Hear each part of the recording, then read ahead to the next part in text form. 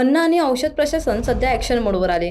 त्यांची अन्न सुरक्षा, स्वच्छता आणि नियमांच्या उल्लंघनाप्रकरणी राज्यभरात धडक कारवाई सुरू आहे. सुरक्षित अन्न, सुरक्षित महाराष्ट्र या मोहिमेअंतर्गत बड्या ब्रँडना धडकी भरले.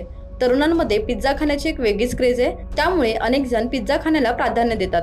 त्यातही डॉमिनोज पिझ्झा पसंतीला उतरतो. त्यामुळे तिथे आपल्याला गर्दी पाहायला मिळते. पण आता इथेच विशेष मोहीम अंतर्गत एफडीएनं थेट डॉमिनोज पिझ्झाच्या काही आउटलेटवर कारवाईचा बडगा उचललाय. जुलै ते ऑगस्ट दरम्यान ही विशेष मोहीम राबवण्यात आली.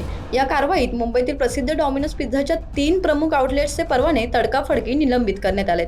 डॉमिनोजसाठी हा सर्वात मोठा धक्का मानला जातोय. 11 ऑगस्ट रोजी एफडीएने राज्यभरातील 104 साखळी रेस्टॉरंटची अचानक तपासणी केली. यात Domino's, KFC, Pizza Hut, McDonald, Subway आणि बर्गर किंग सारख्या ब्रँड्सचा समावेश आहे. या तपासणीत नियमांचे उल्लंघन आढळल्यानं 5 आउटलेट्सचे परवाने निलंबित करण्यात आलेत, तर 95 आस्थापनांना सुधारणा नोटीस बजावण्यात आले.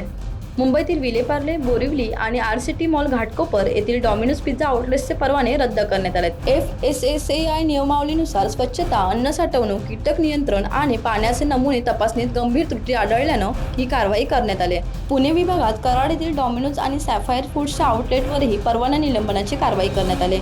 या मोहिमेअंतर्गत एफडीएनं 35.78 लाख रुपयांचा अवैध साठा जप्त केला आहे. यामध्ये गुटखा, पान मसाला यांसारख्या बंदी असलेल्या पदार्थांवर कारवाई करण्यात आली. शिवाय 12 FIR दाखल करण्यात आलेत. यात 15 जणांना अटक केली. याशिवाय अकोल्यातील पिझ्झा हटमधून 55 किलो बनावट पनीर आणि नाशिकमधून 397 किलो संशयास्पद तूप जप्त करण्यात आले. नागरिकांच्या आरोग्याशी खेळ करणाऱ्यांवर कठोर कायदेशीर कारवाई केली जाईल असा इशारा एफडीएने दिलाय. अन्न सुरक्षेच्या नियमांचं पालन न करणाऱ्या आस्थापनांवर ही मोहीम यापुढे सुरूच राहील असं अन्न सुरक्षा आयुक्त तुकाराम मुंढे यांनी स्पष्ट केलंय.